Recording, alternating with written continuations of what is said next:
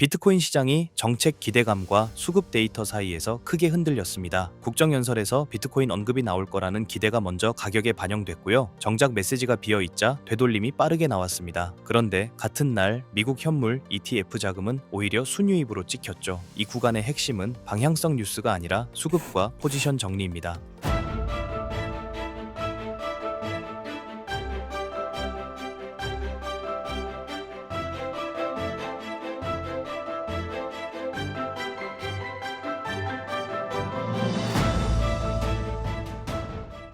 2월 24일 현지 시간 기준으로 트레이더 T 집계에서 미국 비트코인 현물 ETF는 하루 총 2억 5,729만 달러 순유입을 기록했습니다. 동시에 트럼프 대통령 국정연설은 관세, 감세, 이란 핵 문제, 국방 예산을 강조했지만 가상자산에 대한 직접 언급은 없었습니다. 정치 이벤트가 기대치에 못 미치면 단기 변동성이 커지기 쉽습니다. 이번도 그 전형적인 패턴으로 읽힙니다. 같은 날 ETF 순유입을 더 보면요. 유입은 대형 상품에 집중됐습니다. 블랙록 아이비스는 7,852만 달러 순유입, 피델리티 FBTC는 8,281만 달러 순유입, 아크 인베스트 RKB는 7,114만 달러 순유입, 비트와이즈 BITB는 350만 달러 순유입, 추가로 바네크 HODL 1276만 달러 순유입, 그레이스케일 미니 BTC 856만 달러 순유입이 함께 집계됐습니다. 반대로 유출입이 없던 상품들도 있습니다. 인베스코 BTCO, 프랭클린 EGBC, 발키리 BRR, 위즈덤트리 BTCW, 그레이스케일 GBTC는 당일 유출입이 없었습니다. 비트코인이 6만 달러대 중반에서 등락을 반복하는 상황에서는 이런 ETF 자금 흐름이 단기 가격 탄력에 직접 영향을 줄 수밖에 없습니다. 정치 이벤트 쪽을 보면요. 트럼프 대통령은 국정연설에서 관세 정책성과 감세 기조, 이란 핵 문제 대응, 1조 달러 규모 국방 예산 승인 등을 강조했습니다. 하지만 비트코인, 가상자산 관련 직접 언급은 없었고요. 이 기대감이 형성된 상태에서 비트코인이 연설 전후 6만 6천 달러 선까지 반등했다는 서술이 있었죠. 그리고 연설에서 메시지가 비어있자 차익 실현 매물이 나오면서 6만 5천 달러 선까지 밀렸다는 흐름이 뒤따랐습니다. 전형적인 구조입니다. 기대감 선반영 화살표, 재료 소멸 화살표, 단기 되돌림. 같은 흐름에서 제도권 인프라 뉴스도 하나 붙었습니다. 핀테크 기업 페이오니어가 통화감독청 OCC에 페이오 디지털뱅크 설립을 위한 내셔널 트러스트 은행 인가를 신청했다는 보도입니다. 승인을 받으면 자체 스테이블 코인 발행, 가상자산 관련 서비스 제공이 가능해집니다. 보도 흐름에서는 페이오니어가 스테이블 코인 인프라 기업 브리지와 협력해 플랫폼에 스테이블 코인 기능을 추가했고, 지니어스 법안에 부합하는 페이오 USD를 발행해 이용자 지갑에 기본 보유 통화로 쓰겠다는 계획이 언급됩니다. 또 승인 시 준비금 관리, 수탁 서비스, 스테이블 코인 현지 통화 전환 서비스까지 확장될 수 있다는 로드맵도 붙었고요. 이 축은 단기 가격보다 시장 인프라의 제도권 확장에 더 가깝습니다. 그리고 파생시장입니다. 2월 25일 현지 시각 기준 코인글래스 집계로 최근 24시간 총 청산 규모는 3억 8,399만 달러로 제시됐습니다. 숏 포지션 청산은 2억 1,640만 달러, 롱 포지션 청산은 1억 6,759만 달러, 하락에 베팅했던 포지션이 반등 과정에서 강제 종료되며 숏 스퀴즈 성격이 나타났다고 해석할 수 있습니다. 특히 짧은 시간대에서도 숏 청산이 더 컸다는 언급은 반등이 급하게 진행됐다는 신호입니다. 이 구간에서 상승의 질은 펀더멘털보다 포지션 구조에 더 크게 좌우됩니다.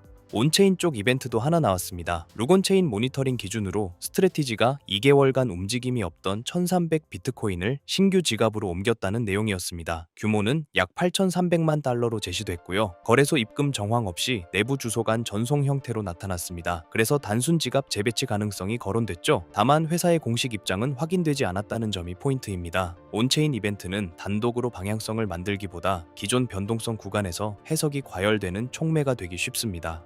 같은 시간대에 크로스 자산 흐름도 함께 언급됩니다. 금, 은, 유가 급등, 미 국채 금리 급락, 미국 증시 반등, 미국 10년물 국채 수익률이 약 6베이시스 포인트 하락해 4.09%를 기록했다는 수치가 포함됐고, 금과 유가가 상승했다는 내용이 붙었습니다.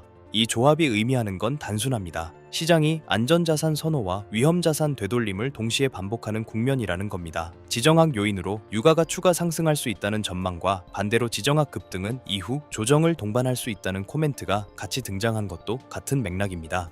이 텍스트 묶음이 말하는 포인트는 5가지입니다. 첫째, 2월 24일 미국 현물 비트코인 ETF는 2억 5,729만 달러 순유입으로 전환됐습니다. 둘째, 트럼프 국정연설의 비트코인 언급 부재는 단기 기대감 되돌림을 유발했습니다. 셋째, OCC 인가 경쟁은 스테이블 코인과 수탁 인프라 확장 흐름을 강화합니다. 넷째, 파생 시장은 숏 청산이 더 컸고 반등을 빠르게 만들었습니다. 다섯째, 스트래티지 지갑 이동은 단순 재배치 가능성이 있어 단정 해석이 위험합니다. 다음 관전 포인트는 수급이 추세로 번지는지입니다. 현물 ETF의 순유입이 며칠 연속 이어지는지, 반등 구간에서 숏 청산은 줄고 현물 매수가 남는지, 그리고 OCC 인가 이슈가 실제 서비스 확대로 연결되는지, 단기적으로는 65,000달러부터 66,000달러까지 가격 안착 여부가 변동성을 좌우할 가능성이 큽니다. 지금까지의 업데이트된 내용으로 우리가 나가야 할 방향은 이겁니다. 얼마 전 트럼프 행정부가 델타포스를 투입해 베네수엘라 마두로 정권을 정역 체포로 베네수엘라 중앙은행 금고에 잠들어 있던, 그리고 마두로가 은닉해둔 것으로 추정되는 약 60만 개의 비트코인과 세계 1위의 석유 매장량이라는 확실한 담보물이었을 가능성이 매우 높습니다. 그린란드도 마찬가지입니다. 단순한 얼음 땅이 아닌 AI와 양자 컴퓨터 시대의 필수적인 히토류, 그리고 데이터 센터를 식혀줄 천연 냉각 시스템이라는 에너지 인프라를 확보하기 위한 보석입니다. 최근 트럼프의 행보에서 에너지와 관련된 굵직한 이슈는 일론 머스크의 발상과 연결점이 있는데요. 최근 머스크의 인터뷰에서 이런 말을 했습니다. 미래의 화폐는 달러나 금이 아니다. 결국 전력량, 즉 에너지가 곧 화폐가 될 것이다. 지금까지의 화폐는 신용, 즉 미국 정부가 안 망한다는 믿음에 기반한 종이 쪼가리였으니 말이죠. 하지만 AI가 지배하는 세상에서 데이터 센터를 돌리고 로봇을 움직이는 건 종이 돈이 아닙니다. 전기입니다. 전기가 끊기면 AI도, 금융도, 비트코인도 멈춥니다. 에너지를 가진 자가 화폐를 발행하는 권력을 쥔다. 이것이 트럼프와 머스크가 꿰뚫어본 에너지 본위제의 본질이에요. 결국 이 모든 건 미국은 지금 달러라는 종이 쪼가리 패권이 저물어가는 것을 인정하고 에너지와 비트코인이라는 새로운 패권으로 갈아타기 위해 국가의 체질을 뜯어고치고 거라고 봅니다. 지금까지의 부자들을 보면 강남의 아파트, 맨해튼 빌딩 같은 부동산 RWA를 가진 사람들이었잖아요. 하지만 트럼프가 대형 투자자의 주택 매입 금지 행정명령으로 그 문을 닫아버렸어요. 그렇다면 앞으로의 부자는 누가 될까요? 여러분 중 인생을 바꿀 만큼의 부자를 꿈꾸고 계신다면 여기서부터 제가 말씀드리는 내용이 매우 중요합니다. 지금까지 블랙록, 뱅가드 같은 월가 큰손들의 자금 주차장인 미국 주택시장을 트럼프의 행정명령으로 강제로 철거해서 나온 수천조 원의 돈은 어디로 흘러갈까요? 돈은 가만히 있으면 썩습니다. 어딘가로는 반드시 흘러가야 합니다. 부동산만큼 덩어리가 크면서도 아직 저평가된 새로운 그릇이 필요해진 시점에서 미 의회에서는 클래리티 액트에 대한 마크업 심사가 예정되어 있다는 소식입니다. 한쪽에서는 행정명령으로 구시대의 자산인 실물 부동산 매입을 막아버리고, 다른 한쪽에서는 법안을 통해 신시대의 자산인 디지털 자산 시장의 문을 열었어요. 그 때문에 지금 말씀드리고 있는 에너지 인프라 RWA를 선점한 사람이 다음 세대의 부자가 될 가능성이 매우 높습니다. 머스크는 방향을 가리키고요. 트럼프는 판을 깔았습니다. 건물들이 아니라 에너지를 팔아, 부동산에서 돈을 빼라. 이 메시지에 월가의 움직임을 보면 가설은 더욱 힘을 얻습니다. 최대 자산 운용사 블랙록의 레리 핑크가 바보라서 가만히 있을까요? 아닙니다. 그들은 이미 DTCC, 미국의 탁결 재원과 손잡고 조용히 파이프라인을 깔고 있었을 겁니다. 최근 DTC가 발표한 스마트 나비 프로젝트와 캔톤 네트워크 테스트, 이게 전문 용어라 어렵게 느껴지시겠지만 쉽게 말해서 주식이나 부동산 같은 실물 자산을 코인으로 만들어서 기관들끼리 24시간 거래할 수 있게 만든 고속도로입니다. 이제 감이 오시죠? 결국 트럼프가 그린 큰 그림은 이겁니다. 부동산이라는 아날로그에서 돈을 빼라는 건 우리가 깔아놓은 RWA라는 디지털 고속도로, 그 위로 그 돈을 태워라. 여기서 상식적으로 생각해보세요. 블랙록이나 JP 모건 같은 월가 하이에나들이 자신들의 이 경원짜리 자금 흐름을 누구나 지갑 주소만 알면 실시간으로 다 들여다볼 수 있는 퍼블릭 블록체인 위에서 굴리고 싶어 할까요? 온도나 체인링크는 기본적으로 이더리움이나 솔라나 같은 퍼블릭 체인 위에서 돌아갑니다. 블랙록이 지금 1조 원어치 샀네 하고 전 세계가 다 볼 수 있다는 뜻입니다. 기관 입장에서 이건 발가벗고 돈을 옮기는 꼴입니다. 자신들의 포지션이 노출되면 경쟁사에게 공격당하거나 선행 매매를 당할 수 있는데 미쳤다고 그 길을 주력으로 쓸까요? 그러니 냉철하게 생각해서 혹여나 정말 혹여나 유튜브 조금만 검색해도 블랙록이 묻었다, 100배 간다 하며 너도 나도 추천하는 RWA 대장주를 들고 있으시다면 죄송하지만 장바구니에 온도 파이낸스나 체인링크 같은 코인들이 담겨 있다면 내려놓는 걸 권장드리겠습니다. 제 말의 본질은 기관 자금의 현금화 혹은 송금 목적으로 자금을 이동시키기 위해서는 반드시 퍼블릭 체인과 만나는 인터체인지를 거쳐야만 합니다.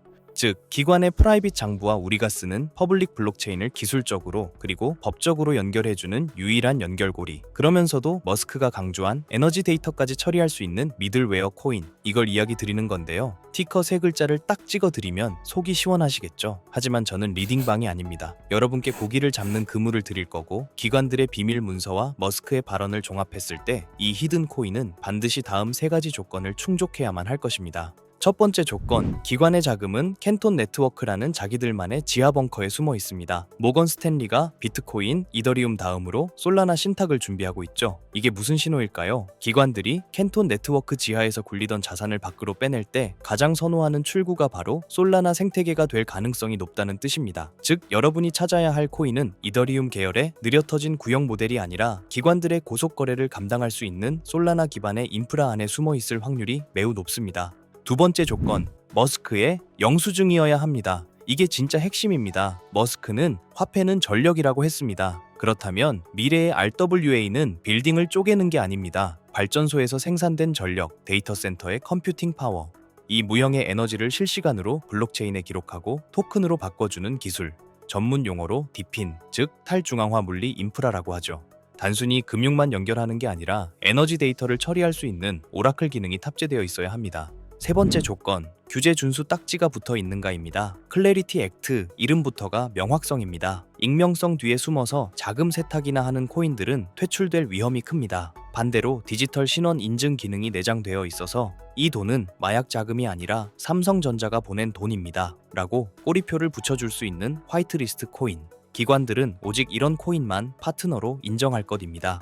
이 세 가지를 듣고 아직 어떤 코인인지 감이 잘 안 오는 분들, 그래서 지금 그게 뭐냐고 여쭤보고 싶으셨죠? 하지만 제가 공개적인 유튜브 영상에서 덜컥 그 이름을 언급해버리면 어떤 일이 벌어질까요? 그 피해는 또 다른 일반인, 저희 구독자님들이 받을 수 있습니다. 다시 말씀드리지만 저 김도현은 이 채널이 구독과 좋아요로 커지는 것에 도움을 주신 구독자님에게 감사한 마음으로 도움을 드렸으면 드렸지 단연코 회원비, 멤버십 가입을 목적으로 연락드리지 않습니다. 이런 저의 선행을 반대로 악이용의 정보 공유를 빌미로 문자를 받아서 돈을 받고 알려준다는 식의 질이 나쁜 사칭 사기로 피해를 입으실 뻔한 분들이 있어요. 이런 범죄자들의 위험으로부터 간절한 도움이 필요한 구독자님들에게 정보가 잘 전달될 수 있도록 제가 직접 검토할 거고요. 지금 말씀드린 히든 코인의 정보 받으신다고 무작정 담아야 하는 거 아닙니다. 시간이 지나 지금의 가격의 2배, 아니 단기로 10%만이라도 변동되어도 그때 사둘 걸 하실 겁니다. 저는 확실한 목표가를 두고 지금 가격에서 40배 이상의 전망을 보고 있습니다. 100만 원이 4천만 원, 300만 원이 1억 원 이상이 될 큰 파동을 여러분들은 관점과 목표가 없이 가지고 있을 수 있을까요?